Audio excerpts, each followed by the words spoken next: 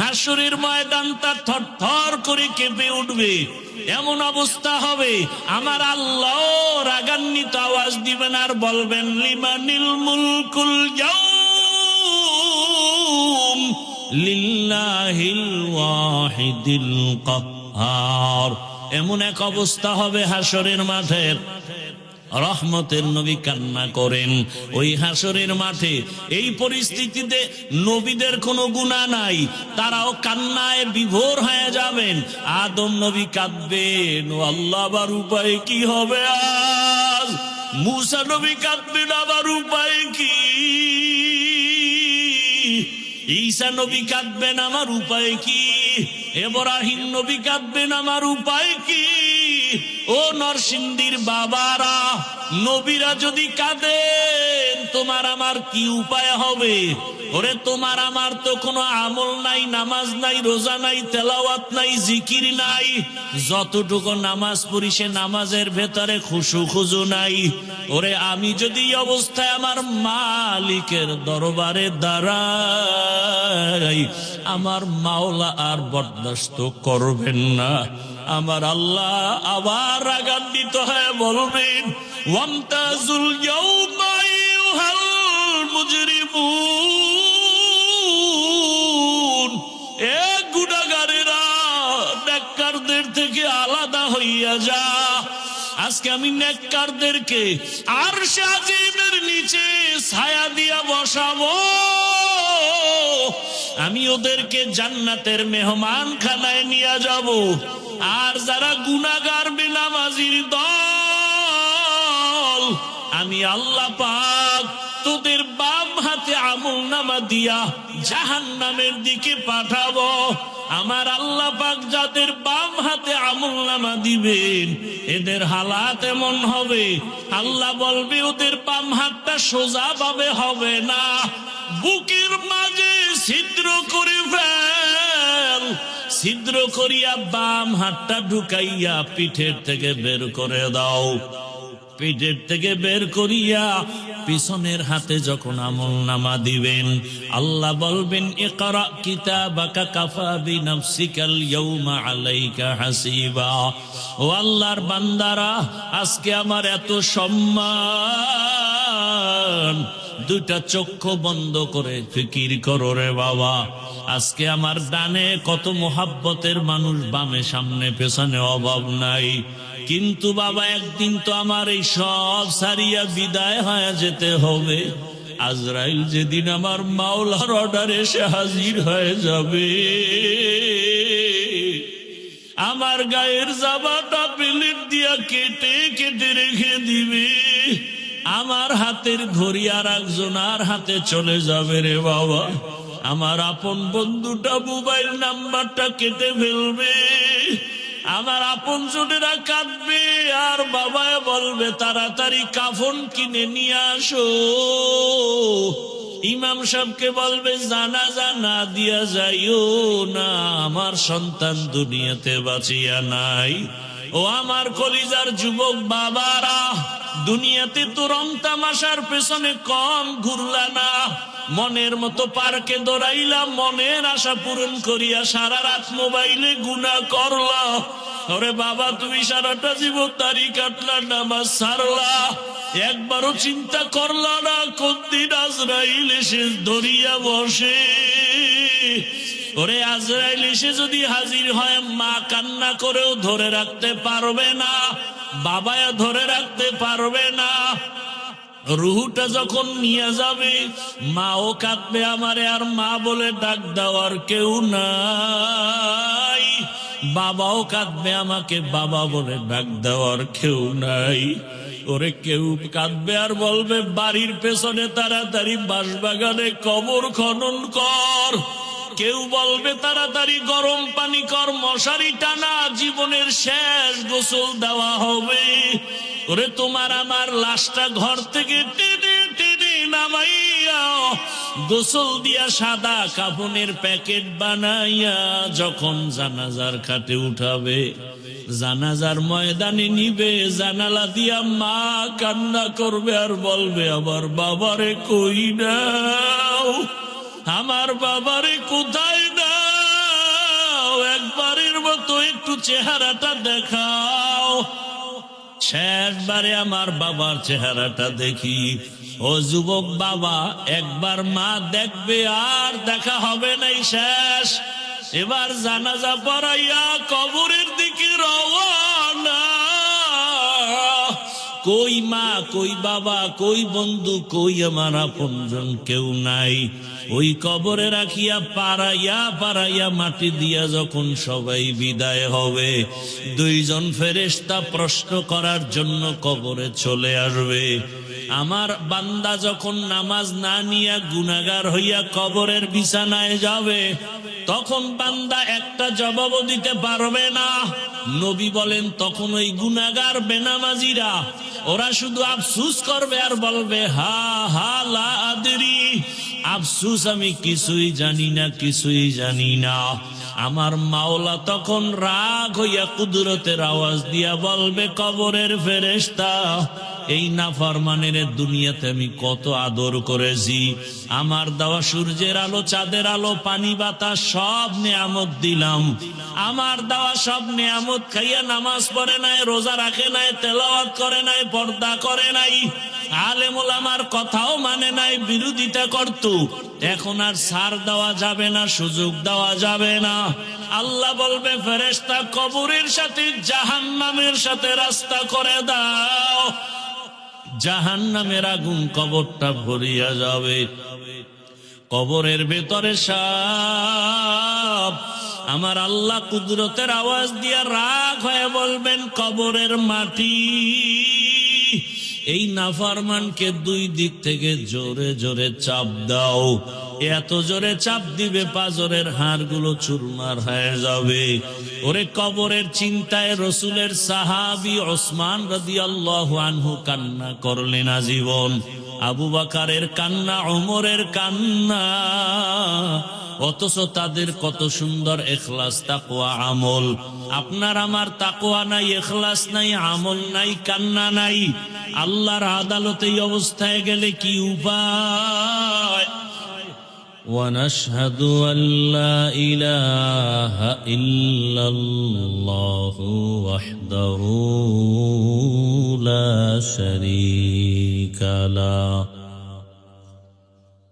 لا ضد له ولا ند له ولا مثل له ونشهد أن سيدنا وسندنا وحبيب ربنا وطبيب قلوبنا ومولانا محمدا عبده ورسوله اللهم صل على محمد النبي الأمي وعلى آله وسلم تسليما وبعد فأعوذ بالله من الشيطان الرجيم بسم الله الرحمن الرحيم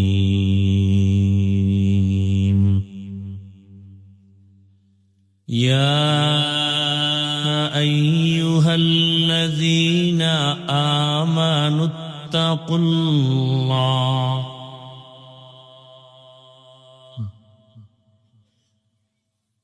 يا أيها الذين آمنوا اتقوا الله وكونوا مع الصادقين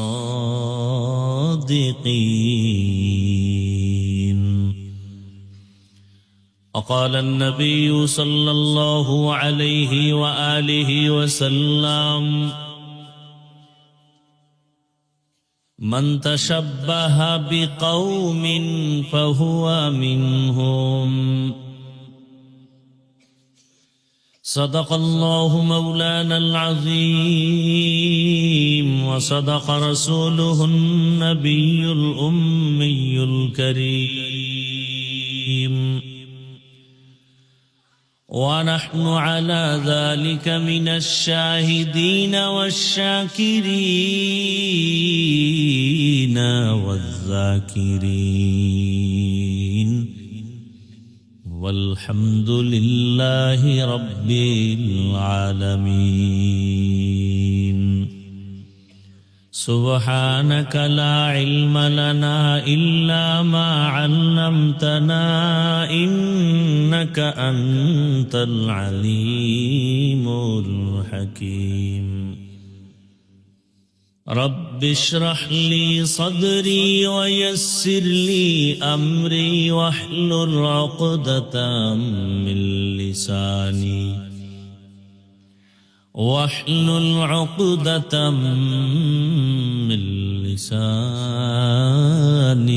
يفقه قولي निगाह मुमिन से तू बदल जाती है तकदीर निगाह मुमिन से तू बदल जाती है तकदीर ये बंदा की कुव्वत नहीं कुदरत का इशारा ये बंदा की कुव्वत नहीं कुदरत का इशारा ऐ मर्द खिरद तर्क मासी की जरूरत ऐ मर्द खिरद तर्क मासी की जरूरत अब सोहबत सालेह की सवा कोई नहीं चारा अब सोहबत सालेह की सवा कोई नहीं चारा मरदूद है पीछे हमें खबर नहीं लेकिन मरदूद है पीछे हमें खबर नहीं लेकिन एक वक्त में हालाक जो अमाल है सारा एक वक्त में हालाक जो अमाल है सारा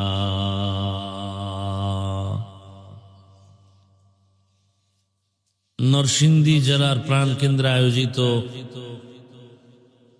দারুল উলুম দত্তপাড়া মাদ্রাসার আয়োজনে আজকের এই 2 দিন ব্যাপী ইসলামী মহাসম্মেলনের সমাপনী দিন 10 ডিসেম্বর 2025 মহতি এ মাহফিলে উপস্থিত মোহতারাম সম্মানিত সভাপতি আলহাজ আনোয়ার হোসেন সাহেব, প্রধান অতিথি আলহাজ মাসুদুর রহমান সাহেব সহ অন্যান্য অতিথিবৃন্দ, হযরত উলামায়ে কেরাম, যারা আহ্বানে এখানে হাজির হয়েছি, নরসিংদীর কৃতি সন্তান আলেম উলামাদের আস্থাভাজন ব্যক্তি, ঐতিহ্যবাহী দারুল উলুম দত্তপাড়া মাদ্রাসার স্বনামধন্য মুহতামিম হাফেজ মাওলানা শওকত হোসেন সরকার সাহেব, আগত এলাকার বিভিন্ন স্থান থেকে আল্লাহ পাকের আশিকিন, জাকিরিন, শাকিরিন, মুহিব্বিন, মুরব্বিয়ান এজাম, কলিজার টুকরা সমবয়সী যুবক বন্ধুগণ, স্নেহের ছোট ভাই, পর্দার আড়ালে মা বোনেরা, আল্লাহ পাকের দরবারে শুকর যে আল্লাহ আমাদেরকে সুস্থ রেখেছেন। আলহামদুলিল্লাহ। জীবনের এক অমূল্য সম্পদ আমাদের সুস্থতা। টাকা পয়সা বাড়ি গাড়ি সব আছে, কিন্তু আপনি আমি অসুস্থ, জীবনের কোনো মূল্য নাই। টাকা পয়সা বাড়ি গাড়ি তেমন নাই, কিন্তু আপনি আমি সুস্থ, এই জীবনের থেকে শান্তির জীবন আর আল্লাহ আমাদের এই সুস্থতাকে দায়েমান কবুল করেন। এখনো যারা অসুস্থ, ঘরে বিছানায়, হসপিটাল, আল্লাহ তাদেরকেও সুস্থ করে দেন। হাজারো লাখো মানুষের ভেতর থেকে বাছাই করে দয়াময় আল্লাহ আমাদেরকে প্রচন্ড ঠান্ডার ভেতরে দীর্ঘ সময় ধৈর্যের পরিচয়ে মাটির উপরে বসে আছেন আপনারা, আল্লাহ পাক দয়া করেছেন, না হয় এটা সম্ভব না। এজন্য আরেকবার সে দয়াময় আল্লাহর শুকর আদায় করি, আলহামদুলিল্লাহ। নবীজি বলেন, আলহামদু আলা নিয়ামতি আমানুল লিজাওয়ালিহা। নিয়ামতের শুকর আদায় করলেই আল্লাহ নিয়ামত তার উপরে শুকরের বরকতে স্থায়ী করে দেন। দরুদ ও সালাম সৈয়দুল মুরসালিন রহমাতুল লিল আলামিন শফিউল মুজনিবিন খাতামুন নবিয়্যিন সৈয়দুস সাকালাইন ইমামুল মুরসালিন শফিউ আযম রাসূল আকরাম রহমতে আলম নবিয়ুল আরব আল আজম حبیب کبریا اشرف الانبیاء سید الانبیاء شفیع محشر ساقی کوثر آقا نامدار مدینہ کا تاجدار آفتاب نبوت فخر موجودات سید المخلوقات حضرت محمد الرسول اللہ صلی اللہ علیہ وآلہ وسلم উপর সর্বোপরি শুকর যারা এই সুন্দর আয়োজন করেছেন, বিশেষ করে এই মাদ্রাসার আসাতেজায়ে কেরাম, তালিবুল ইলম, এলাকার যুবক, বৃদ্ধ, ব্যবসায়ী, শ্রমিক, চাকুরিজীবী, বিভিন্ন শ্রেণী পেশার মানুষ সময়, পরামর্শ, অর্থ দিয়ে দোয়া করে উপস্থিত হয়ে মাইক, লাইট, প্যান্ডেলের ব্যবস্থাপনার মাধ্যমে সহযোগিতা যে যতটুকুই করেছেন, প্রত্যেককেই আল্লাহ পাক এ বরকতে দুনিয়াতে শান্তি, পরকালে মুক্তির ব্যবস্থা করে দিন। গতকাল এবং আজ দেশের শীর্ষস্থানীয় হযরত উলামায়ে কেরাম, পীর, মাশায়েখ কোরআন সুন্নাহ ভিত্তিক দিক নির্দেশনামূলক আলোচনা রেখেছেন, আপনারা শুনছেন। বর্তমান সময়ে যাদের দিকে মানুষ তাকিয়ে আছে কোন একটা সিদ্ধান্ত পাওয়ার আশায়, উজানির হযরত, চরমনের হযরত গতকাল বয়ান করেছেন, জাতি এখন চূড়ান্ত এক বিজয়ের অপেক্ষায় প্রহর গুনতেছে। দিশেহারা, কোন দিকে যাবে, কি করবে। সেই সময় আজকের এই নরসিংদী জেলার এই প্রাণকেন্দ্রে এত সুন্দর এক আয়োজন আল্লাহ পাক আমাদের নাজাত ও হেদায়াতের জরিয়া হিসেবে কবুল করে। আমি দোয়া নেওয়ার আশায় আপনাদের কাছে আসছি। দোয়া জীবনের সবথেকে বড় পুঁজি, সফলতার জন্য। আর দোয়া হুয়াল ইবাদাহ, দোয়া একটা স্বতন্ত্র ইবাদত। আপনাদের সকলের যেই পরিমাণ একচ্ছত্রভাবে দোয়ার প্রয়োজন, আপনাদের সবার দোয়া আমার একার প্রয়োজন। বান্দা নিজ প্রচেষ্টায় যতটুকু অগ্রসর হতে না পারে, দোয়ার মাধ্যমে সীমাহীন জায়গা অতিক্রম করতে পারে, অসম্ভবকে সম্ভব করতে পারে দোয়া। এ মজলিসে অবশ্যই আল্লাহর কিছু প্রিয় বান্দা আছেন যারা কিছু চাইলে আল্লাহ ফিরাই দিবেন না। লাউ আকসামা আলাল্লাহ লা আবাররা। আল্লাহর কিছু প্রিয় বান্দা আছেন এমন যে আল্লাহর কাছে যদি খুব কঠিন ভাবে চায়, আল্লাহ তাকে দিয়ে দেন।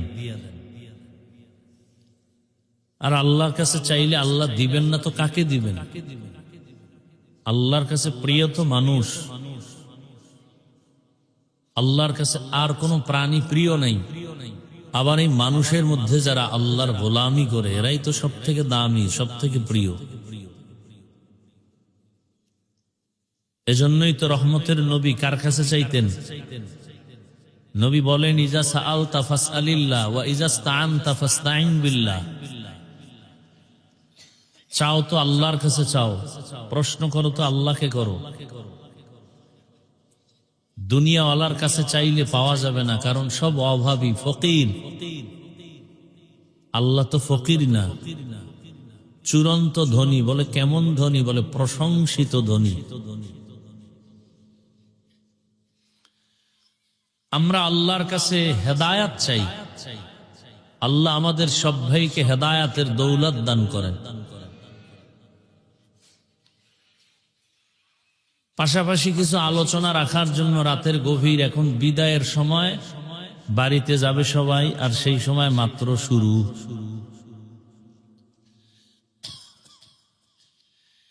আসলে বান্দা চাইলে কিছুই হয় না, আল্লাহ চাইলে সব হয়। আপনারা চেয়েছিলেন 12টার মধ্যে বাড়ি যাবেন, আমিও চেয়েছিলাম, কিন্তু তাকদীরের ফয়সালা, যখন আমরা যাওয়ার নিয়ত করেছি তখন মাত্র বয়ান শুরু হচ্ছে, এখনো হয়নি।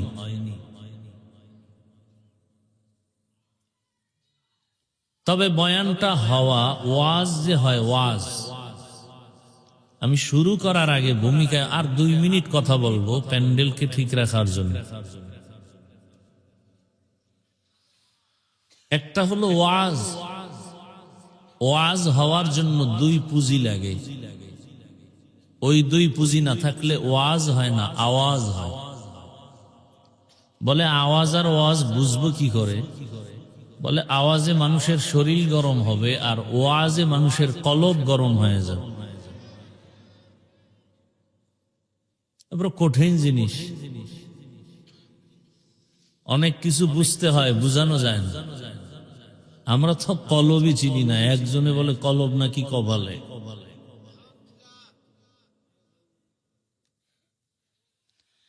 তো দিল মে তু আতা है समझ में नहीं आता, तो दिल में तू आता है समझ में नहीं आता, बस जान लिया मैं तेरे पहचानो यही है, बस जान लिया मैं तेरे पहचानो यही है।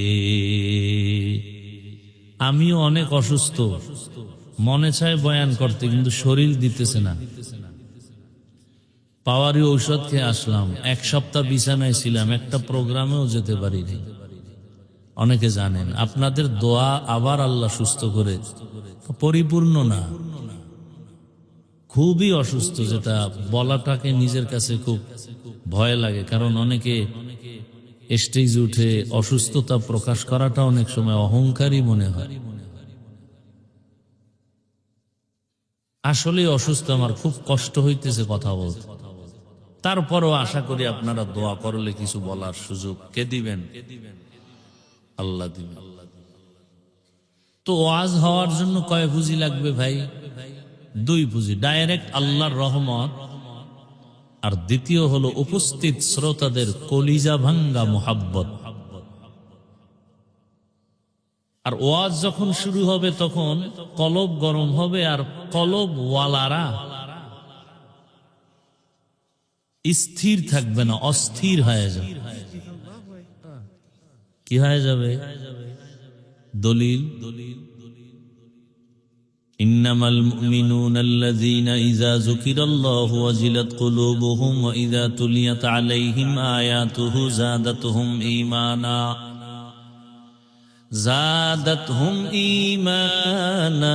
ওয়া আলা রাব্বিহিম ইয়াতাওয়াক্কালুন।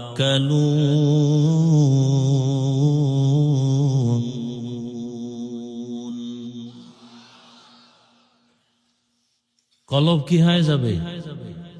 গরম হবে। গরম হলে স্থির না অস্থির? ভূমিকম্প হয়েছে গোরাশাল, আমার বিল্ডিং কাঁপে কেন নারায়ণগঞ্জ? হ্যাঁ, ভূমিকম্প হয়েছে জমিন থেকে 30 ফিট নিচে, 90 ফিট নিচে, 100 ফিট নিচে, উপরের 100 হাত বিল্ডিং কাঁপে কেন? প্রশ্ন আছে না নাই?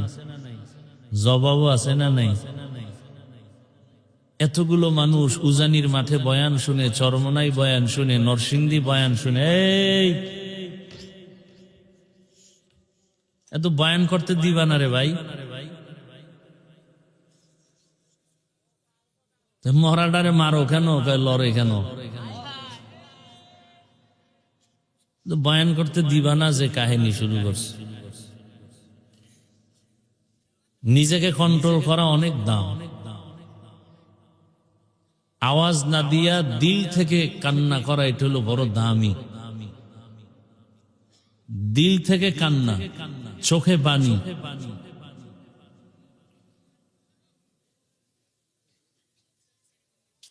মহা মুসিবত। ভাই আপনারা আওয়াজ কইরেন না, আমাকে কথা বলতে দেন। আমি কি মুখস্থ করে আসছি আজকে এখানে কি বয়ান করব? আমাকে বলতে দেন।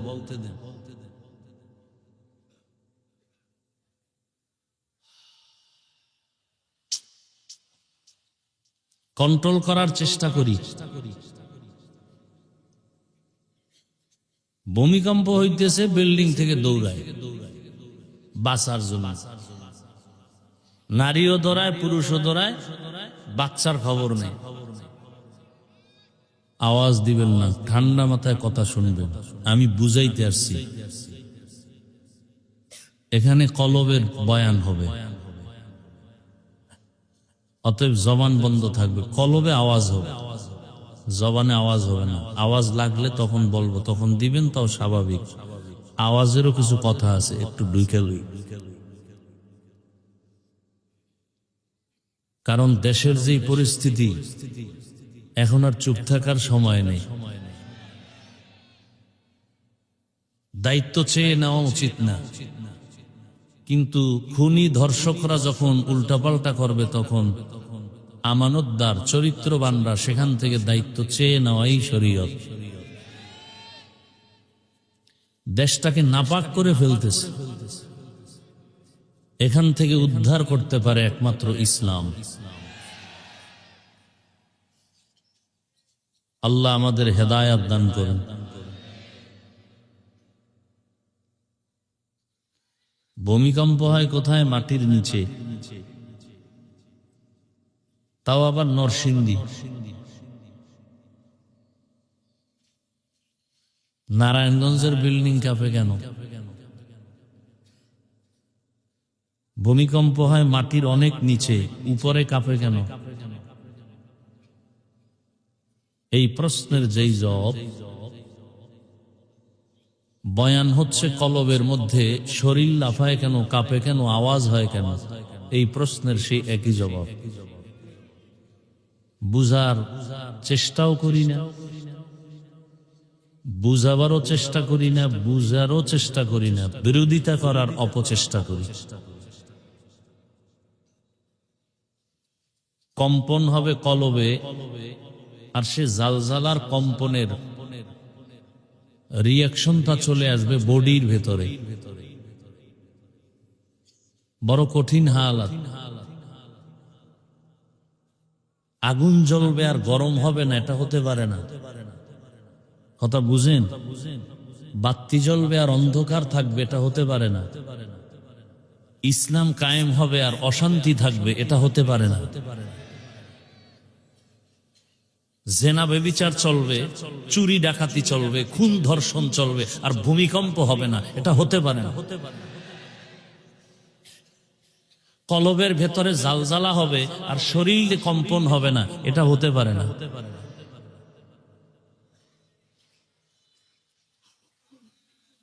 আল্লাহ বুঝার তৌফিক দান করেন। সব বয়ানের মূল কথা বুঝ ঠিক করা। বয়ান আপনারা সবাই জানেন, শুধু বুঝ ঠিক নেই। বুঝ ঠিক থাকলে, আমি টুপি পরছি, আপনি যে আল্লাহর গোলাম, আমি সে আল্লাহর গোলাম, আপনি যে নবীর উম্মত, আমি সে নবীর উম্মত, আপনি যে কোরআন মানেন, সে কোরআন আমি মানি, আপনার কালেমা আমার কালেমা, আপনার ধর্ম আমার ধর্ম, সব এক, কাবা এক, দুনিয়াতে আসছি সিস্টেম এক, বিদায় বেলা কাফনের সংখ্যা এক, কালার এক, কবরের সাইজ এক, প্রশ্ন এক। তাহলে আমি টুপি পরছি, আপনাকে টুপি পরেন না কেন? আপনাকে টুপির জন্য আলাদা বয়ান দিতে হবে কেন? আমি দাড়ি রাখছি, আপনি দাড়ি রাখেন না কেন? দাড়ির জন্য আলাদা বয়ান দিতে হবে কেন?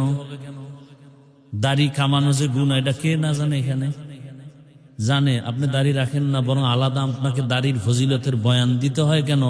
বুঝ ঠিক নেই। কি ঠিক নেই? বুঝটা ঠিক হয়ে গেলে হুজুর না, কলেজের প্রফেসর দাড়ি রেখে দিবে। বুঝ ঠিক হয়ে গেলে র্যাবের চাকরি করেনওয়ালা র্যাবও দাড়ি রেখে দিবে। আর বুঝ যদি ঠিক না হয়, তাহলে আমার মতো হুজুরও মহিলাকে এক জায়গায় বসাইয়া একসাথে আড্ডা দিবে। আমার বুঝ কি? টুপি দিলেই শান্তি সম্মান। আপনার বুঝ কি? টুপি দিলেই মাথা গরম। আমার বুঝ কি দাড়ি রাখলেই সম্মান, আপনার বুঝটা কি দাড়ি রাখলেই যৌবনের ভাব শেষ।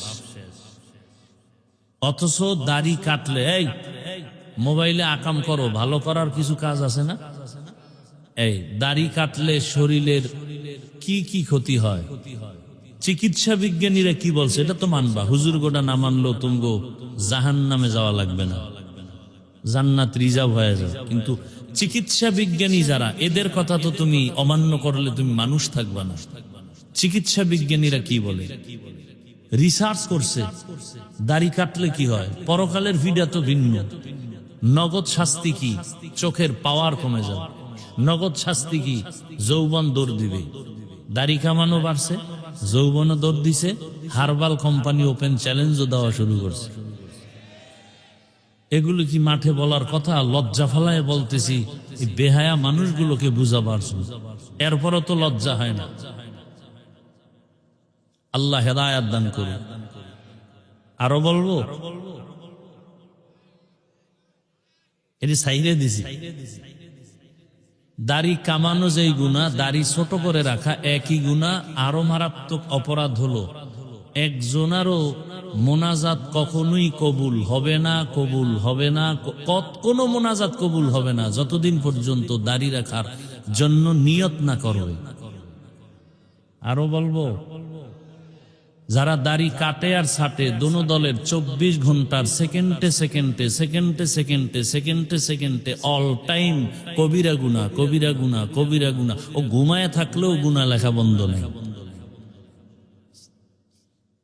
বলার দরকার মনে করি না। আল্লাহ যদি বুঝ দেয় তো এক কথায় বুঝ, আর যদি না দেয় তো আমি হাফিজুর রহমান কেন আর মক্কা মদিনার ইমাম কেন? রসুল বুঝাইলো ওর কপাল খুলবে না। এবার বুঝেন কত বড় নিকৃষ্ট কপাল পোড়া যে রসুলের বয়ানেও হেদায়াতের দরজা খুলে না। এমন কোন নিকৃষ্ট বেঈমানের কথা আপনাদের জানা আছে? যেই রসুলকে দেখলেই পেটের ক্ষুধা থাকে না, যেই রসুলকে মোহাব্বতের নজরে দেখলে জাহান্নামের আগুন হারাম, সেই রসুলকে 13 বছর দেখলো, বয়ান শুনলো, এক দস্তারখানে খাইলো, কালেমা পড়লো না। এরকম কপালওয়ালার নাম জানেন কি নাম? আবু জাহাল। আবু জাহাল, জাহলুন। আবার অন্যদিকে 27 বছরের যুবক তরবারি নিয়ে দৌড়ায় রসুলকে জবাই করবে। কয় বছরের যুবক? নবীজির দেখা মাত্র তরবারি ফালায় বলেন নবী মাফ চাই, কালেমা পড়ায়। এই কপালওয়ালাকে বলেন, এর নাম কপাল। কপাল যদি পুড়িয়া যায় তো আমার বয়ান কেন, রসুলের বয়ানও কপাল খুলবে। মাইয়াহদিল্লাহু ফাহুয়াল মুহতাদ ওয়া মান ইউদ্লিল ফালান তাজিদ লাহু ওয়ালিয়াম মুরশিদা। আল্লাহ যাকে হেদায়েত দিবেন সে পেয়ে যাবে। যার কপাল খারাপ আল্লাহ তাকে হেদায়েত দিবেন না, সে হেদায়েত পাবে পরের কথা। হেদায়েত পাওয়ার কোনো মুর্শিদও পাবে না, পথ প্রদর্শক পাবে না। কপাল বড় কঠিন জিনিস। আল্লাহ আমার বালা কপাল দান করেন, নাকি আবু জাহাল ওয়ালা ওমর ওয়ালা কপাল যাদের, এরা মোনাজাত দিয়া যাবে আর কানবে, আল্লাহ গুনাহ তো কম করি না, মাফ করে দাও। কান্নাকাটি করে যাবে, ফজরে মসজিদে হাজির। আর আবু জাহালওয়ালা কপাল যদি দুই একটা পইরা যায় মাঠে, এরা মোনাজাতের আগে আগে যাবে, গিয়ে একটা বেলুন কিনবে, বেলুন, প্লাস্টিকের বেলুন আর একটা প্লাস্টিকের মাছ, এটারে কাঁধে ঝুলায় বাড়ি যাবে। বউ কইব কি পাইছো? আছে কইছে মোনাজাতে বেলুন কবুল হয়ে গেছে। এরকম আশেক নাই? আল্লাহ হেদায়াত দান করে। হ্যাঁ, ওয়াজ যখন শুরু হবে তখন অ্যাকশনও শুরু হবে। কোথায় অ্যাকশন শুরু হবে? কলবে। কলবের মধ্যে যখন অ্যাকশন শুরু হবে, চোখ বেয়ে পানি বেরো, থানায় নিয়া যুবকের পুলিশ বেতের বাড়ি দেয়, অপরাধীকে কাঁদে না। কোরআনের বাগানে বসে বয়ান চলছে আল্লাহওয়ালার, 200 হাত দূরে বসে যুবক কাঁদে কেন? ওরে মারে কে? আল্লাহ মারে? ওয়াজ হচ্ছে আর অ্যাকশন শুরু হচ্ছে। এটা একটা অপারেশন থিয়েটার।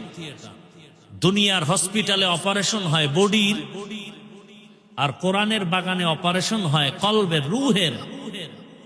হসপিটালে অপারেশন হয় দেহের, কোরআনের বাগানে অপারেশন হয় রুহের। হসপিটালে ওখানে অপারেশনের জন্য সময় দিতে হবে, টাকা ব্যয় করতে হবে, রক্ত যাবে, সেলাই লাগবে, এরপরে সাইন দিতে হবে নিদাবির, এরপরে কান্না শুরু হয়ে যাবে রোগীর আশপাশ যারা আপনজন তাদের। এখানে অপারেশন হবে, টাকা যাবে না, সময় যাবে, সাইন দেওয়া লাগবে না, কিন্তু অপারেশন সাকসেস যখন হয়ে যাবে তখনই চোখে পানি আসবে। যার চোখে পানি আসবে বোঝা যাবে অপারেশন কামিয়াব, কলবের অপারেশন সাকসেস। আল্লাহ হেদায়াতের দৌলত দিয়ে আমাদেরকে কবুল করে। যে আয়াত ও হাদিস পড়েছি তরজমাটা বলে নিন। ইয়া আইয়ুহাল্লাযীনা আমানুত্তাকুল্লাহা ওয়া কুনু মা'আস সাদিকিন। ও দুনিয়ার মুমিনেরা, আল্লাহকে ভয় করো, তাকওয়া অর্জন করো। জমিনের মধ্যে যারা আল্লাহর প্রিয় বান্দা সত্যবাদী মুমিন তাদের বন্ধু হয়ে থাকো। নবীজি বলেন, মান তাশাব্বাহা বিকৌমিন ফাহুয়া মিনহুম।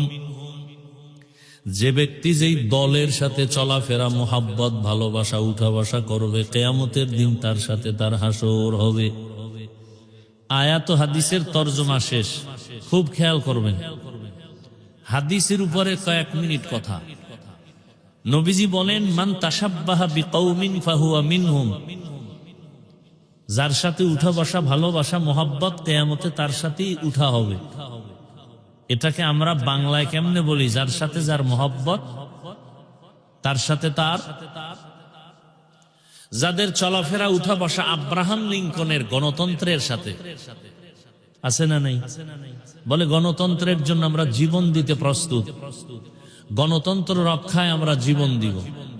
গণতন্ত্রের আবিষ্কারক আব্রাহাম লিঙ্কন, নাম শুনছেন কখনো? জগৎ বিখ্যাত কুতুবুল আলম, পীরে কামেল না বেঈমান? বেঈমান।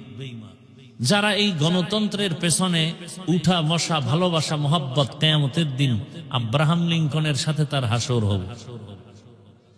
যার চলাফেরা, উঠা বসা শেখ মুজিবুর রহমান সাহেবের আদর্শ নিয়ে, আর গর্ব করে বলে আমি শেখ মুজিবের সৈনিক, তার আদর্শ আমরা বাস্তবায়ন চাই, কিয়ামতের দিন তাদের সাথে হাসর হবে। যার সাথে যার মোহাব্বত, জিয়াউর রহমান সাহেবের আদর্শের সাথে যাদের উঠা বসা, ভালোবাসা, মোহাব্বত, কিয়ামতের দিন তার সাথে হাসর হবে। এরশাদ সাহেবের আদর্শের উপরে যাদের চলাফেরা, উঠা বসা, মোহাব্বত, কিয়ামতের দিন তার সাথে হাসর হবে।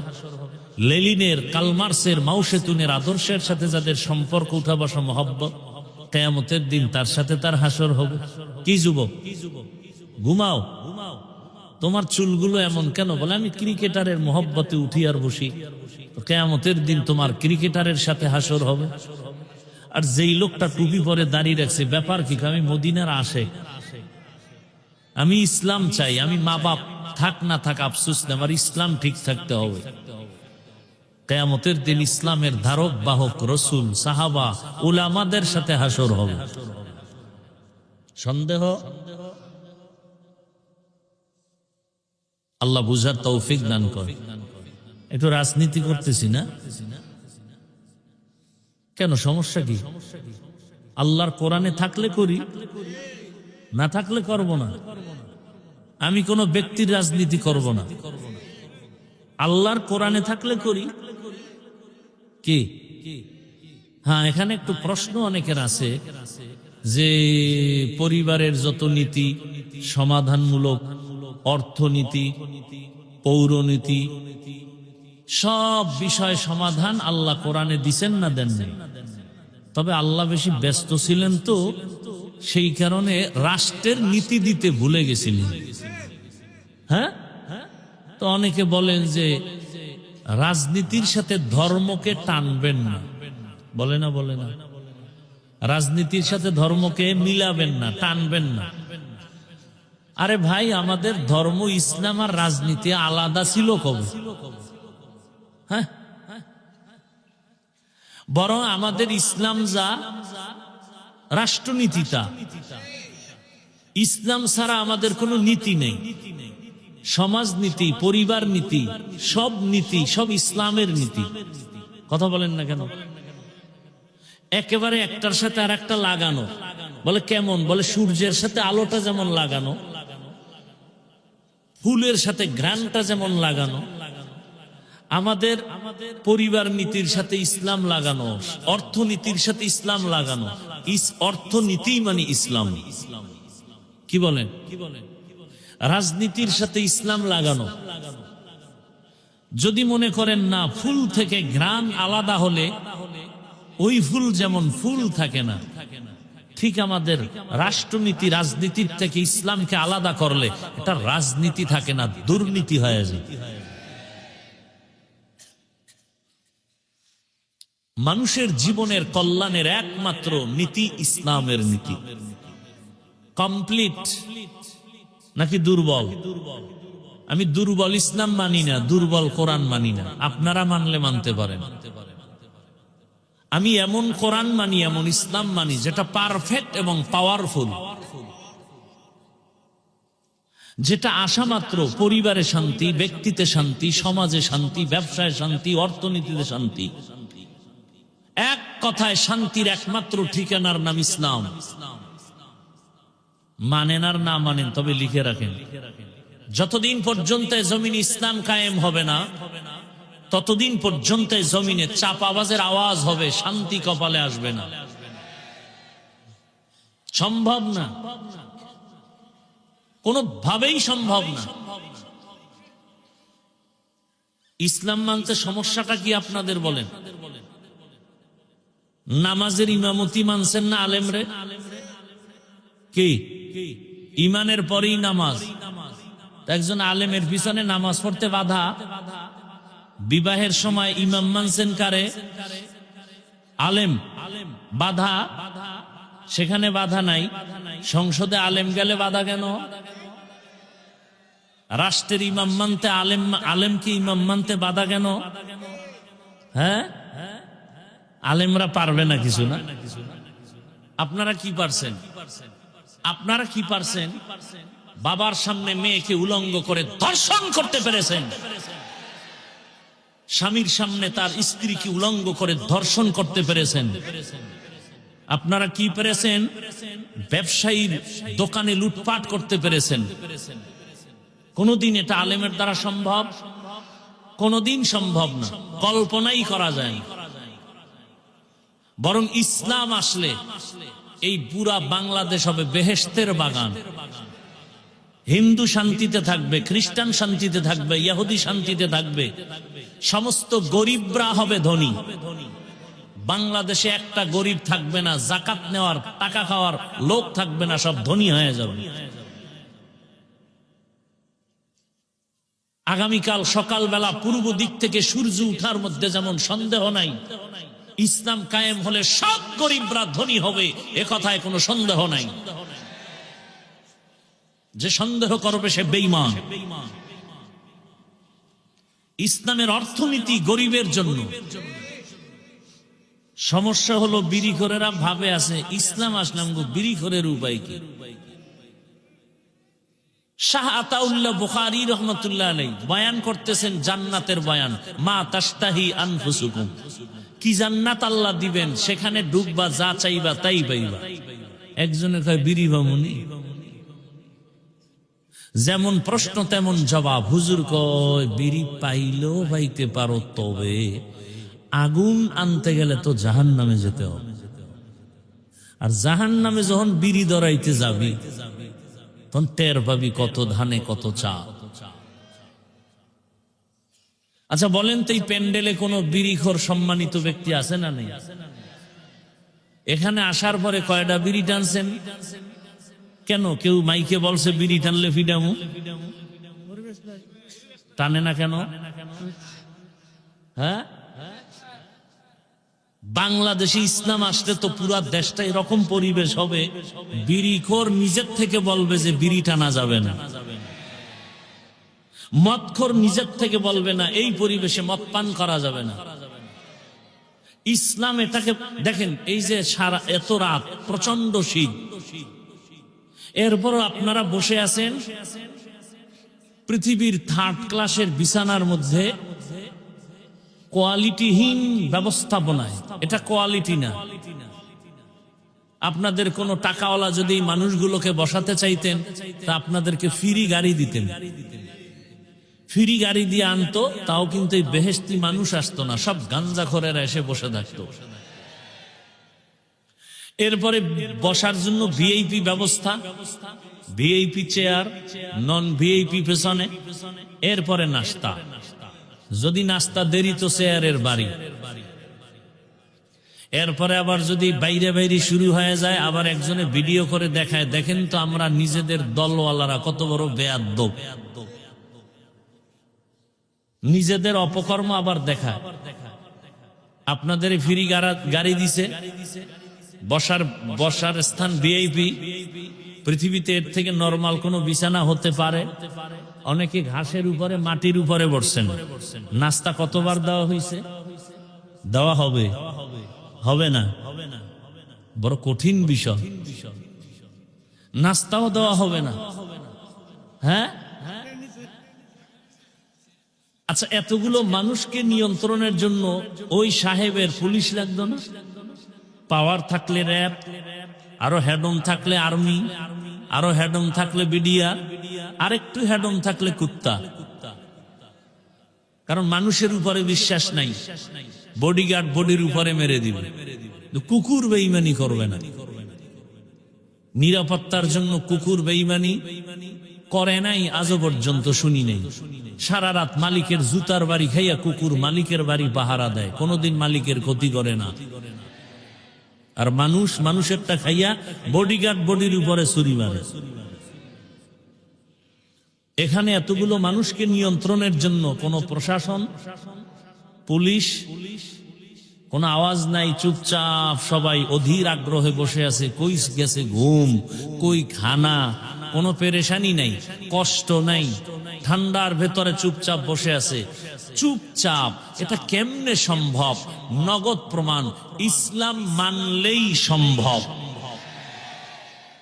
এটা ইসলাম পারবে, কসম আল্লাহর, আর কেউ পারবে না। কে পারবে? ইসলাম। ইসলাম দেখায় দিছে, এর নাম শান্তি। এটা ইসলাম পারে। কে বড়, কে ছোট, কে ধনী, কে গরিব, সব একাকার হয়ে বসে আছে। মানুষ পাগল হয়ে যায় না খাইয়া, খাওয়ার জন্য এত পাগল। মসজিদে গিয়াও খানা, হাটে আর চাটে, আর এখানে কোনো পেরেশানি নেই। ঠান্ডা প্রচন্ড, শিশিরের পানি ঝরছে, বসার বিছানা চরম 3rd ক্লাসের বিছানা। পৃথিবীর কোন অনুষ্ঠানে এই বিছানা দিলে জুতা ছাড়া উপায় নেই। এটা কিভাবে সম্ভব? কিভাবে সম্ভব? এর নাম ইসলাম। এর নাম কি? ইসলাম কি বলে? দুজন এক জায়গায় হলে কি দাও? কি দাও? সালাম মানে কি? এই শান্তি শুরু।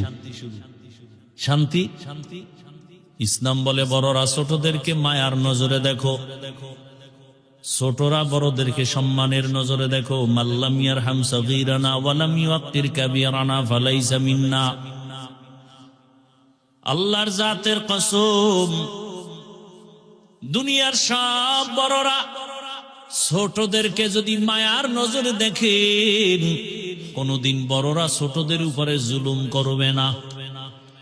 সব ছোটরা বড়দেরকে সম্মানের নজরে যদি দেখেন, কোনদিন ছোটরা বড়দের সাথে বেয়াদবি করবে না।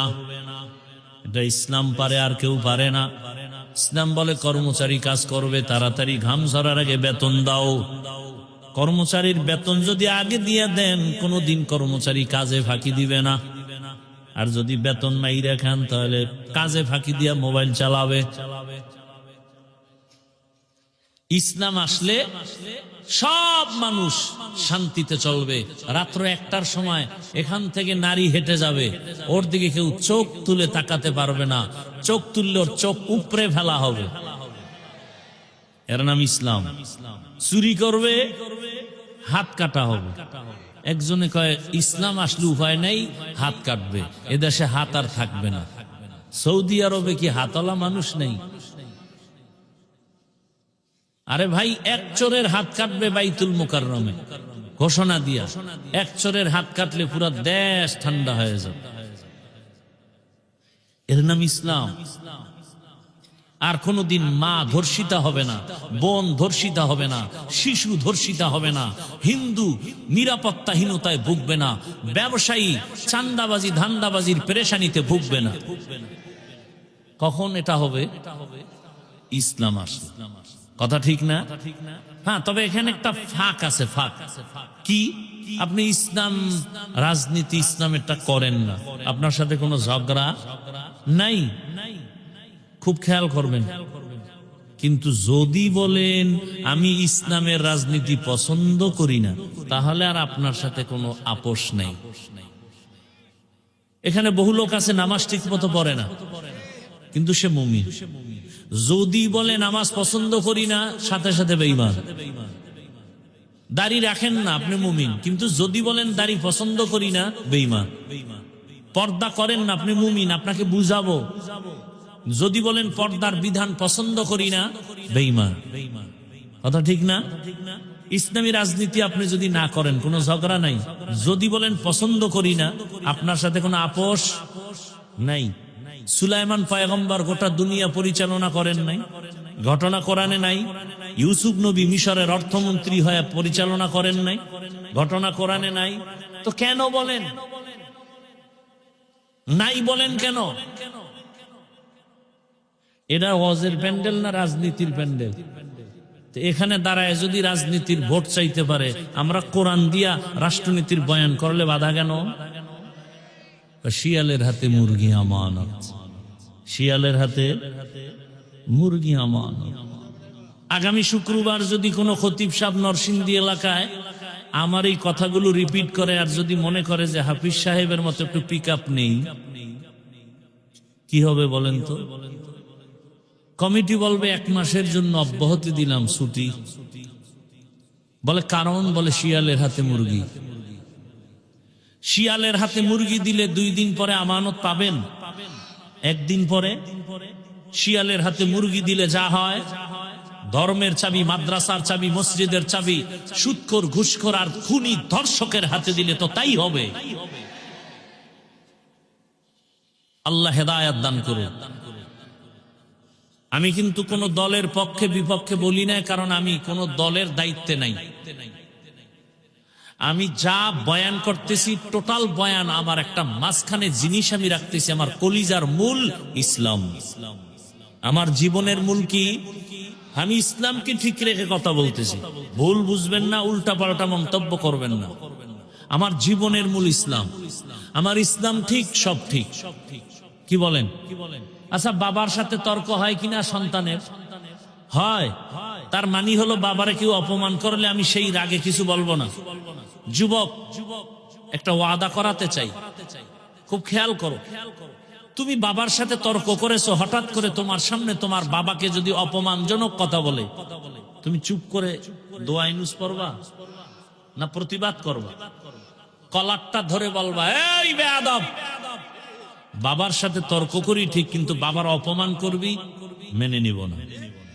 কথা ঠিক? ঠিক ইসলামের বেলা একটা ওয়াদা করেন। নামাজ পড়তে পারেন না, রোজা রাখতে পারেন না, দাড়ি রাখতে পারেন না, কিন্তু এই ওয়াদাটা করবেন। অন্তত আপনি কি আল্লাহকে ভালোবাসেন না? ইসলামকে ভালোবাসেন না? তো এতটুকু ওয়াদা করবেন যে আমি নামাজ না পড়লেও, রোজা রাখতে না পারলেও, দাড়ি রাখতে না পারলেও অন্তত ইসলামকে, কোরআন হাদিস, আল্লাহকে, রসুলকে, কোরআন হাদিস যাদের থেকে শিখছি সে আলেমকে অপমান হতে দিব না। কেউ যদি আপনাদের সামনে কোনো আলেমের অপমান করতে চায়, ইসলামের উপরে আক্রমণাত্মক কথা বলে, জাগাত কলারটা ধরে বলবেন, আই রাধুনির বাচ্চা। কিসের বাচ্চা? শুনতে শুনে গালি, আসলে কোনো গালি না। তোমার মাও রাধুনি, আমার মাও রাধুনি। কথা বলেন, সবার মা রাধুনি না? রাধুনির বাচ্চা, এটা গালি? শুনতে মনে হয় গালি। কলারটা ধরে বলবা, আই রাধুনির বাচ্চা। আমি দাড়ি রাখতে পারি না, নামাজ পড়তে পারি না, কিন্তু আমি আল্লাহকে ভালোবাসি। আমার আল্লাহ, আমার ইসলাম, আমার কোরআন, আমার রসুল, আমার ওলামা, এদের ব্যাপারে কথা বললে চামড়াটা তুলে ফেলবো। ভয় পাইতেছে? এখনো ভয় পা? তা জুলাই স্বাধীন করলেন কি আজীব না? একটু ভয় আছে? যদি ভয় নাই না, একটু তো ভয় লাগে যদি আবার পাথর মারে, যদি আমার সন্তানকে গুম করে, যদি এমনটাই হয়, তা আমি মনে করি জুলাই স্বাধীন কমপ্লিটলি সাকসেস নয়। যেই সফলতা নিয়ে আশা করে স্বাধীন হয়েছে, সে সফলতা আসেনি।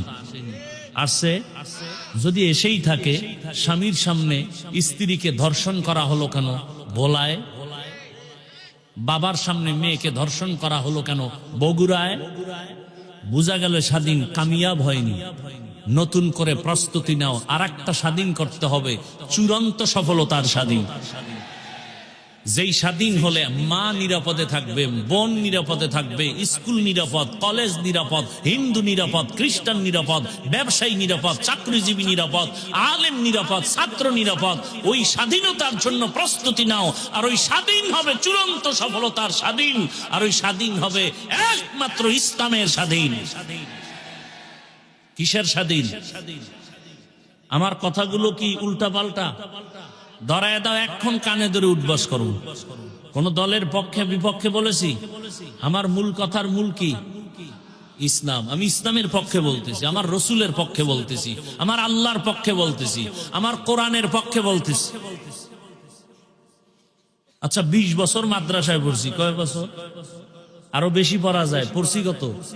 20 বছর। এখন তো আরো শর্টেও পড়া যায়। 20 বছর কেমনে বিছনায় প্রস্রাব করি, সেই থেকে বাড়ি মা বাপ সাইরা মাদ্রাসায় আসছে, কষ্ট করে করে লেখাপড়া করছে। কি কষ্ট, এটা বিবরণ দিতে গেলে চোখে পানি চলে আসে। এখন তো একটা জামা পরছি, কালকে আর এটা পরবো না। এক গেঞ্জি আজকে পরছি, কালকে গেঞ্জি আর গায়ে আসবে না। টুপি প্রতিদিন একটা, রুমাল প্রতিদিন একটা, লঙ্গি প্রতিদিন একটা। আর সেই সময়ের এক জামা 150 টাকায় কিনা 2.5 বছর পরছি। এক লঙ্গি ছিঁড়ে গেছে, সেলাই করে পড়ছি। ভাত খাইছি বোর্ডিং এ, 2 বার ভাত দিত, আদা বাটি, সকাল 10টায় আর আসরের পরে। তরকারি কি? পাতলা ডাইল। আর তরকারি সাথে কি? আমার মা বাড়িতে গেছি 4 মাস আগে, তখন প্লাস্টিকের ডিব্বায় পোড়ামরিচ গুঁড়া করে দিছে। আর আব্বাজান আধা কেজি আলু কিনার টাকা দিছে। সে আধা কেজি আলু কিনা ভাতের মধ্যে সিদ্ধ দিতাম, কেটে কেটে নাম লেখে কলম দিয়া। যখন ভাত ডাল তো পাখার পরে ওই নাম দেখে দেখে আলু নিয়ে আসতাম ভর্তা বানানোর জন্য। আধা কেজি আলু, চিন্তা করছি 2 মাস পরে বাবায় আসতে পারে, তাহলে 2 মাস খাইতে হইব পোড়ামরিচ দিয়ে। আর আধা বাড়ি ভাত, এটারে ভাগ করে 4 বার খাইছি। আর এই কষ্টের জীবনটা কি করছি? 24টা ঘন্টা কোরআন হাদিস, কোরআন হাদিস, কোরআন হাদিস, কোরআন হাদিস পড়ছি 20 বছর, আর কিছু না।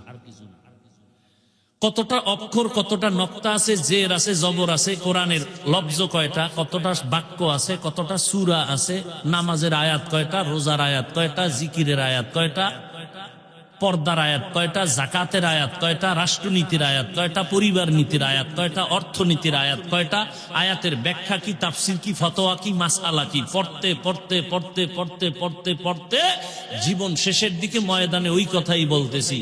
এত গবেষণা করে কোরআনের আয়াত সংখ্যা সব কিছু পড়ে এই ময়দানে নামছি। এখন কোন সুৎখোর বেয়াদব যদি বলে বয়ানটা এমন করেন, কি পরিমাণ জুতা দিয়ে ওকে বাড়ি দেওয়া দরকার।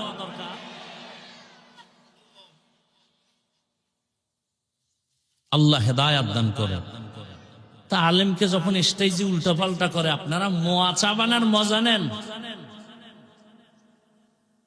সব ময়দানের মানুষ যদি দাঁড়ায় বলতো, এই বেয়াদব,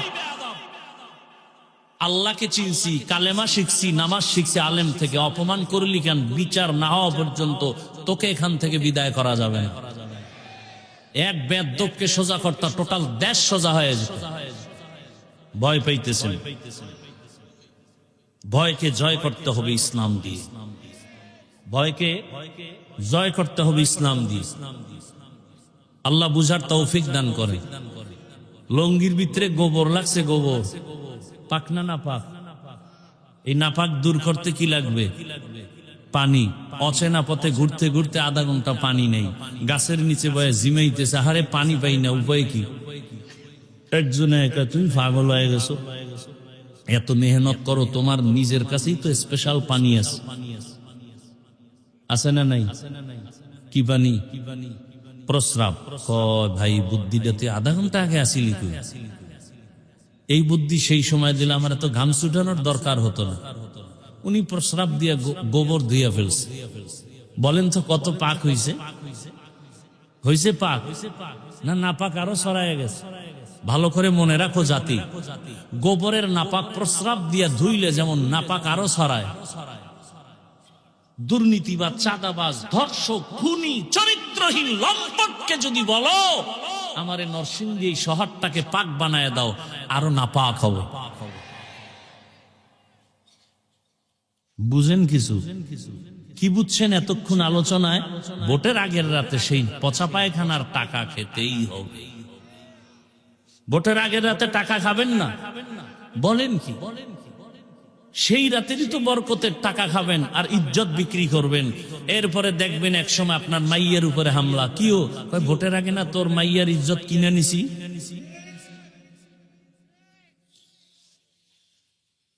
রাগ করতেছেন? এই 5 কেজি মুরগির দাম কত রে নরসিংদী? 500। একটা খাসির দাম কত? মোটামুটি ভালো খাসি। একটা গরুর দাম কত? কথা বলে না। আর একটা গরু 1 লাখ। উটের দাম আরো বেশি। আচ্ছা, আপনার তো আশরাফুল মখলুক, হ্যাঁ? আপনার দাম কি গরুর মতো, ছাগলের মতো, মুরগির মতো? তা আপনি 500 টাকায় বিক্রি হলেন কেন ভোটের আগের রাতে? ওই নিমক হারাম জাতি, টাকায় তো গরু বিক্রি হয়, পশু বিক্রি হয়, আশরাফুল মখলুক তো বিক্রি হতে পারে না। এরপরও যারা বেলাজা, বেহায়া, না আমার বিক্রি হতেই হবে, অন্তত আশরাফুল মখলুক হিসাবে গরু আর ছাগলের দামে বিক্রি হয় না। যদি হতেই চাও তাহলে বলো আমারে কিনতে হলে 1 কোটি লাগবে। বিক্রি হতে হলে মখলুক হিসাবেই বিক্রি হই। কয় কোটি লাগবে? ছাগলের দামে বিক্রি হও, পশুর দামে বিক্রি হও, মানুষ তো কখনো বিক্রি হতে পারে না। টাকায় বিক্রি হয় পশু। এত নির্লজ্জ কেন? এত নির্লজ্জ কেন? আল্লাহ হেদায়াত দান করুন। খুব রাগ আছে অন্তরে, খুব রাগ। আল্লাহ সবাইকে মাফ করে দিন।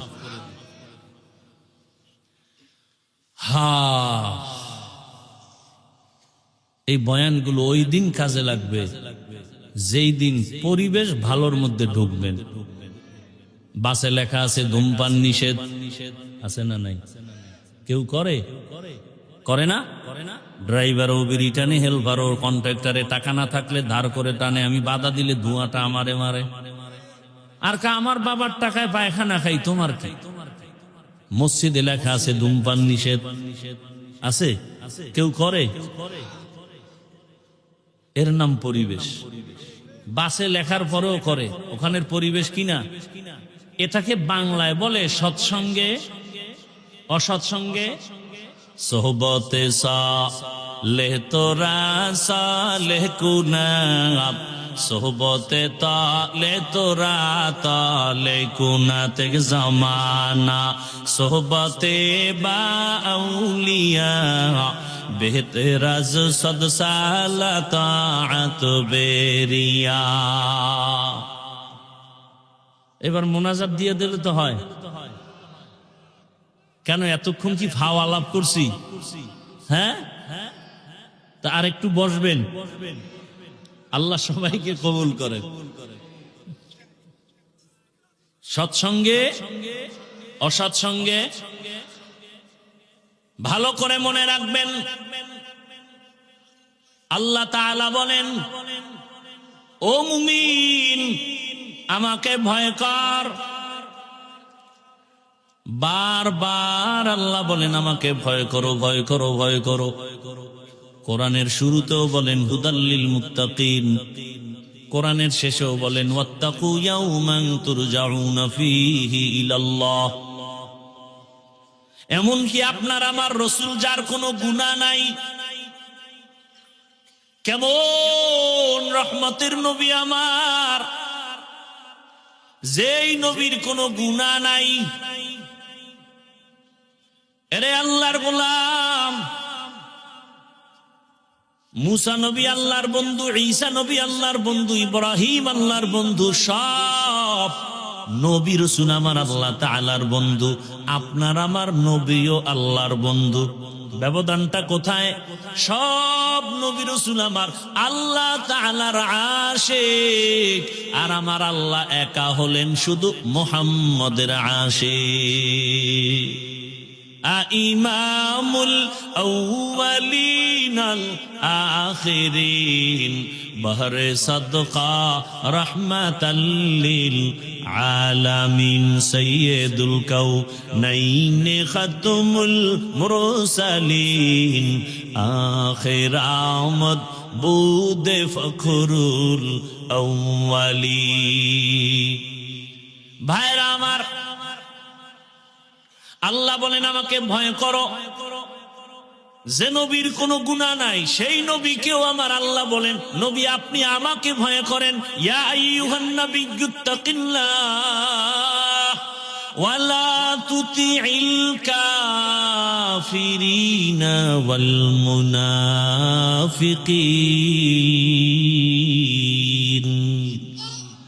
হে নবী আপনি আমাকে ভয় করেন, কাফের মুনাফিকের অনুগত্য করবেন না, অনুসরণ করবেন না। কারণ কাফের মুনাফিক মুসলমানের চূড়ান্ত বন্ধু না দুশমন। ভাইরা আমার, তাহলে এত ভয় করতে কেন আল্লাহ বলেন? এই ভয়ের নাম তাকওয়া, এই ভয়ের নাম খাশিয়া, এই ভয়ের নাম খাউফ। ওয়া আম্মা মান খাফা মাকাম রাব্বিহি ওয়া নাহান নাফসা আনিল হাওয়া ফাইন্নাল জান্নাতা হিয়াল মাওয়া। হর কে দারত খাউফে হকদার দিল মাদাম জান্নাতুল মাওয়া দেহদু রামাকাম জুজবা হকচি জে মখাজ ইনসুজা ফজলে উআ মস্তে দর জুমলা জাহা। খাউফুন মানিও ভয়, খাশিয়াতুন মানিও ভয়। ইন্নামা ইয়াখশাল্লাহ মিন ইবাদিহিল উলামা। দুনিয়াতে আল্লাহর বান্দাদের মধ্যে উলামা, তারা আল্লাহকে তুলনামূলক বেশি ভয় করবেন। ভয় করার মানে কি? যদি আমি প্রশ্ন করি মাঠে, এই মাঠে আপনারা কারা কারা আল্লাহকে ভয় করেন? যদি প্রশ্ন করি সবাই হাত উঠায় বলবে আমরা ভয় করি। যদি বেশি চালাক হয় দোনো পা আলগি দিয়ে বলবে আমরা চার হাত পা আল্লাহকে ভয় করি। চালাক বলবে হুজুরদের থেকে ভয় করি। অত সেখানে এমনও ভয় করনেওয়ালা বান্দা আছে নামাজ নাই, নামাজ পড়ে না, তারপরে বলে আল্লাহকে ভয় করি। আর আমি নামাজ পড়িয়া বলি আল্লাহকে ভয় করি। আপনি রোজা না রেখে বলেন আল্লাহকে ভয় করি, আমি রোজা রেখে বলি আল্লাহকে ভয় করি। আপনি হারাম খানার বলেন আল্লাহকে ভয় করি, আমি হালাল খেয়ে বলি আল্লাহকে ভয় করি। দুই ভয় কি সমান? মূলত আপনি ভয় করেন না, কারণ কি? ভয়টা কি জিনিস আসলে বুঝেনই নাই। একটা সন্তান মা বাবাকে ভয় করে, প্রমাণ কি? বলে মা বাবার সামনে অন্যায় করে না। প্রমাণ কেন করে না? বলে শাস্তির ভয়, মাইরের ভয়। একটা ছাত্র শিক্ষকের ভয় করে, প্রমাণ কি? বলে শিক্ষকের সামনে অন্যায় করে না। কারণ কি? বলে শিক্ষকের শাস্তির ভয় করে না। ঠিক এই দুনিয়ায় কোন মানুষ যদি আমার আল্লাহকে আসলেই ভয় করেন, গলায় ছুরি লাগাবে, দাড়ির মধ্যে অস্ত্র লাগাবে না। তো কো যাও সুন্নতে আহমদ কো যাবা মোহাম্মদ কৈবুয়াদ নিসবত তোরা মান আহাব্বা সুন্নতি কৌলে রসুল মজদায়ে কানামাই হাম কুন কবুল। এই তাকওয়ার এত দাম কেন, এত গুরুত্ব কেন? তাকওয়া হলেই তুই বিনা হিসাবে জান্নাতি, শুধু জান্নাতি না, দুনিয়ায় বাদশা, পরকালেও বাদশা। ইন্না আকরামাকুম ইনদাল্লাহি আতকাকুম। আমার কাছে সবথেকে দামি ওই ব্যক্তি যে তাকওয়া নিয়ে চলবে, আল্লাহর ভয়। তাহলে আল্লাহর ভয়ের মূল কথা কি? এই উঠা বসা করেন কেন ভাই? হেদায়েত হয়ে গেছে আপনাদের? কি আজীব ব্যাপার। কষ্ট হয় আমার, আপনার কি কষ্ট? না বসলে বলেন, দোয়া করে দেই। এই ব্যারাম কেন? যারা পাওয়ারলেস এরা তো আগে ভাগে গেছি। আপনি থেকে গেলেন কেন? আমাকে ডিস্টার্ব করার জন্য? ভাই আপনার দাওয়াত, বলে আলহামদুলিল্লাহ। আপনার বাড়ি, বলে নাউযুবিল্লাহ। আল্লাহ হেদায়েত দান করে। ভাইরা আমার,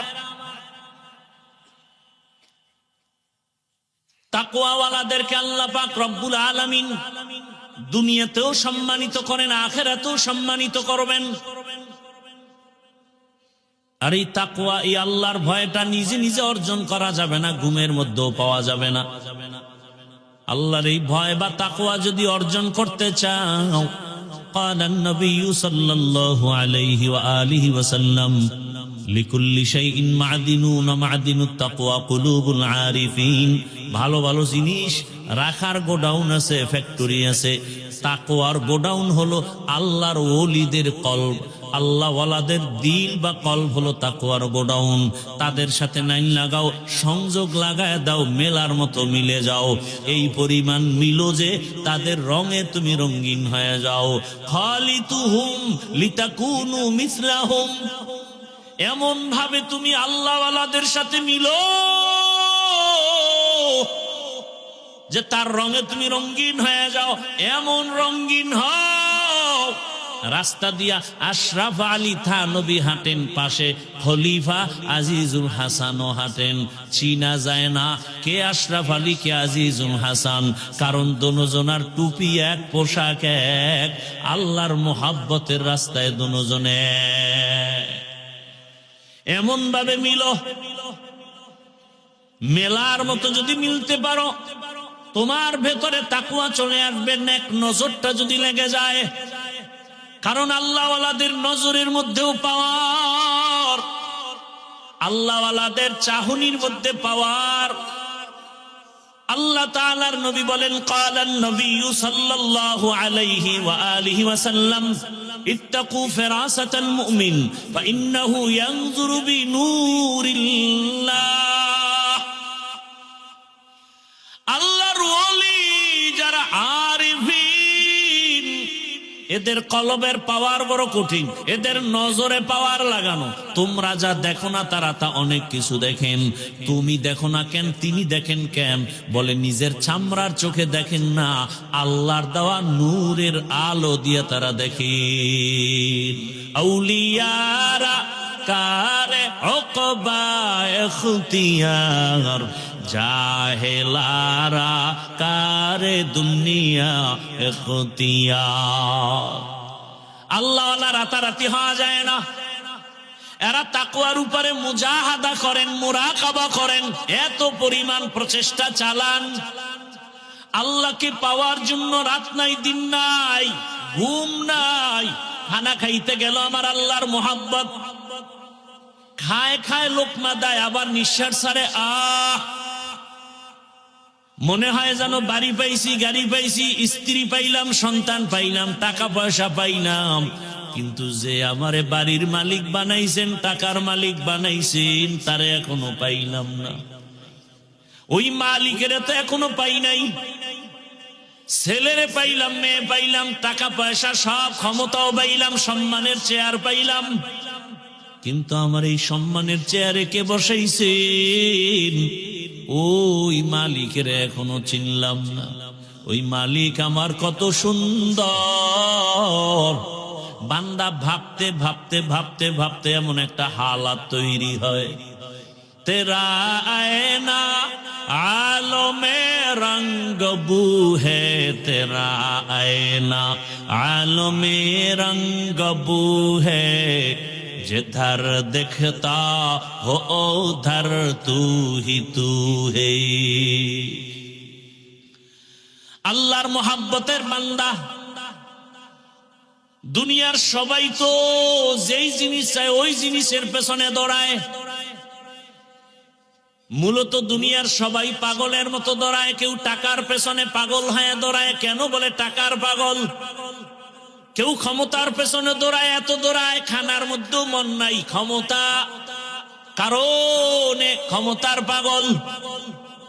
আর দুনিয়াতে একদল মানুষ এই ক্ষমতার পেছনে দৌড়ায় না, টাকার পেছনে দৌড়ায় না, নারীর পেছনে গাড়ির পেছনে দৌড়ায় না। এই বান্দা মনে মনে জানি কারে খুঁজে আর দৌড়ায়। ও কেউরে খুঁজে না, ও খুঁজে আমার মালিক। আমার মালিকের তো এখনো পাইলাম না।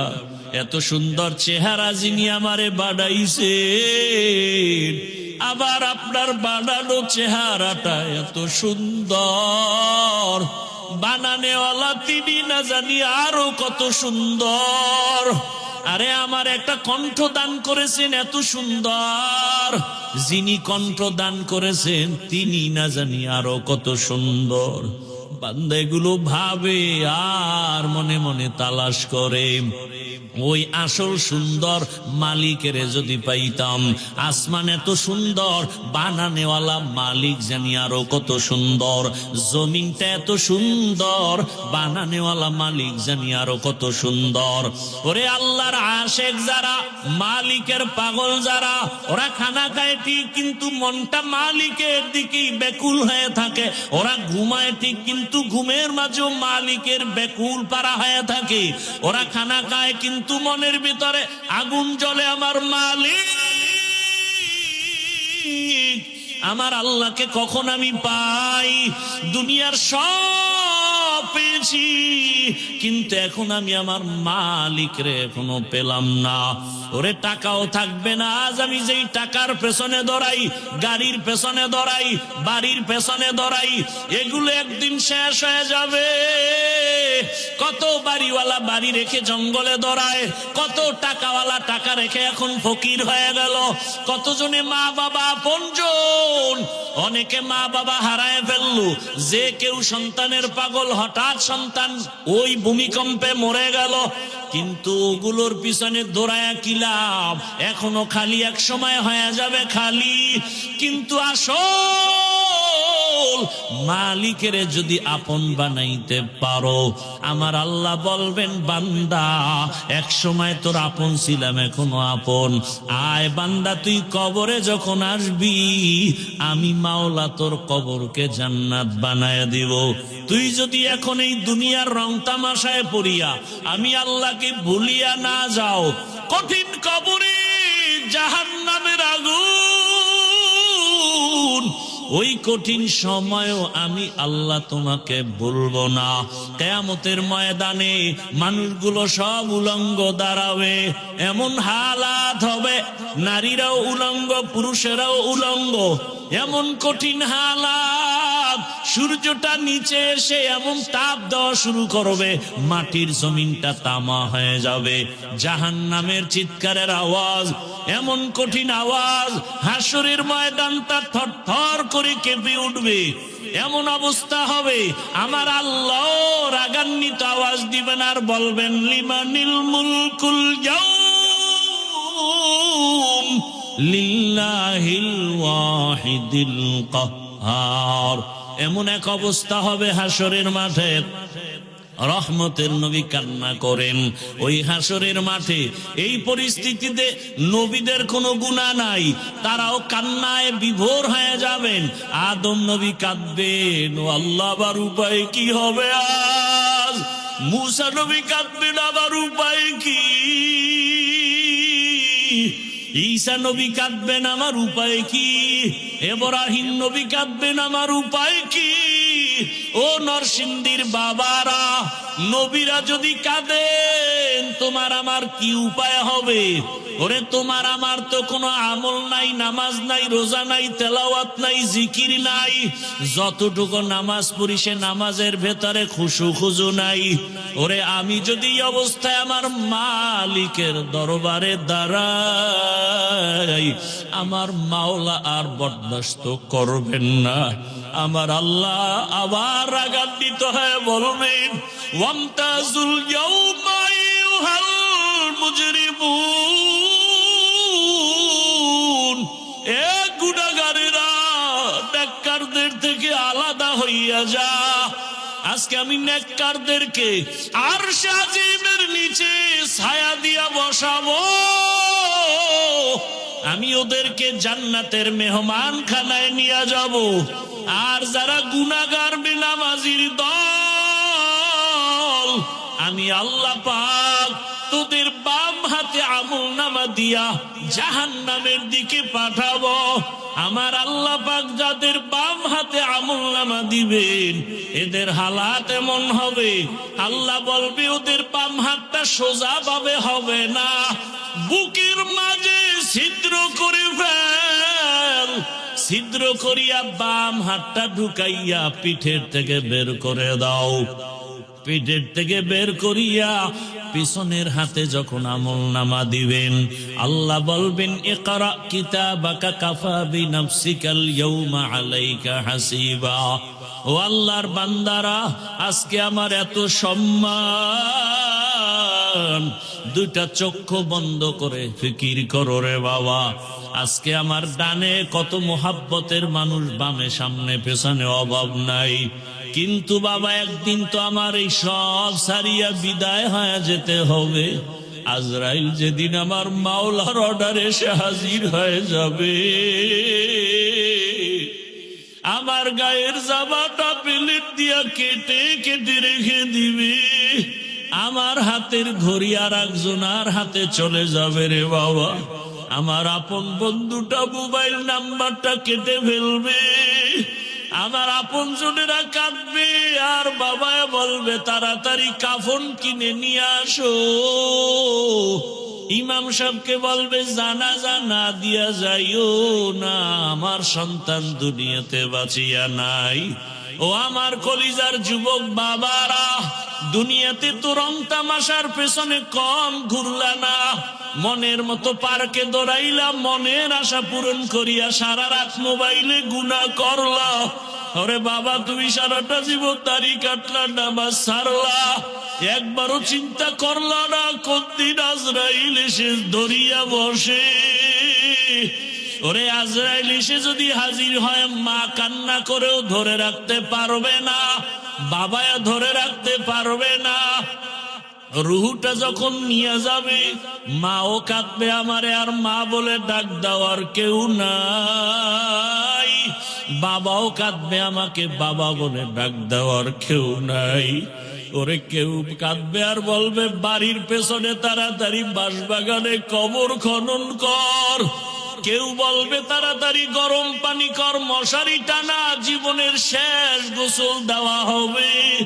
ওরে তোমার আমার লাশটা ঘর থেকে টেনে টেনে নামাইয়া, গোসল দিয়া সাদা কাফনের প্যাকেট বানাইয়া যখন জানাজার খাটে উঠাবে, জানাজার ময়দানে নিবে, জানালা দিয়া মা কান্না করবে আর বলবে, আমার বাবারে কই নাও, আমার বাবারে কোথায় নাও, একবারের মতো একটু চেহারাটা দেখাও।